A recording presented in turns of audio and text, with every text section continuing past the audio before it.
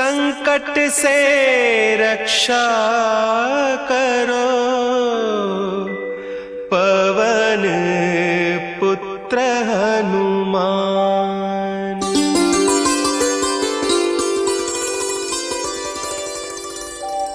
दुर्गम काज बना के